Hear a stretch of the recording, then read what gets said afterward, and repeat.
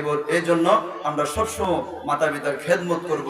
আর বিশেষ করে বর্তমানে যারা পরীক্ষা দিতে যা, হ্যাঁ, তাবা থেকে আসসালামু আলাইকুম মুরব্বী দোয়া করেন, এগুলা বলবেন না, আদবের সহিত সালাম দেবেন, মাতা পিতার খেদমত করবেন, ওলি আল্লাহর সোহাবতে থাকবেন, 5 ওয়াক্ত নামাজ পড়বেন। বলা যায় না নিঃশ্বাসের নাই কোনো বিশ্বাস। বাবা রে, আজকে আছেন কালকে নাও থাকতে পারেন, কিন্তু এই পৃথিবীটা যেমনি আছে ঠিক এমনি রয়ে যাবে।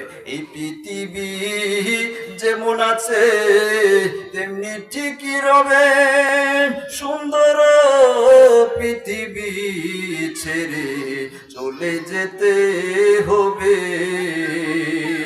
মাতা পিতার খেদমত করবেন, ওলি আল্লাহর সহবতে থাকবেন। আল্লাহ পাক সবাইকে সঠিক বুঝ দান করুক। আজকের মাহফিল যেন কিয়ামত পর্যন্ত এমন কায়েম এবং দায়েম রাখে।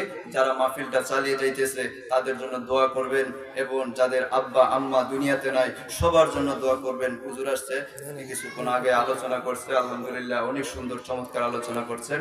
আপনারা কেন্দ্রগামী মসজিদের ইমাম সাহেব হুজুর অত্যন্ত আলোচনা সুন্দর বয়ান করতে পারে। আল্লাহ পাক সবাইকে সঠিক বুঝ দান করুক। অল্প একটু দোয়া করব। সকল ইবাদতের মগজ হচ্ছেন দোয়া।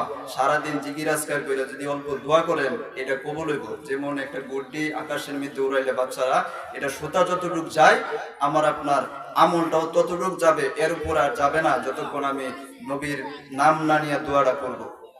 আল্লাহ পাক সবাইকে সঠিক বুঝ দান করুক। একটু দোয়া করব। আস্তাগফিরুল্লাহ রাব্বি মিন কুল্লি যামবি ওয়া আতুবু ইলাইহি লা হাওলা ওয়া লা কুওয়াতা ইল্লা বিল্লাহিল আলিয়্যিল আযীম। আস্তাগফিরুল্লাহ রাব্বি মিন কুল্লি যামবি ওয়া আতুবু ইলাল্লাহি তাওবাতান নাসুহা। লা ইলাহা ইল্লাল্লাহ।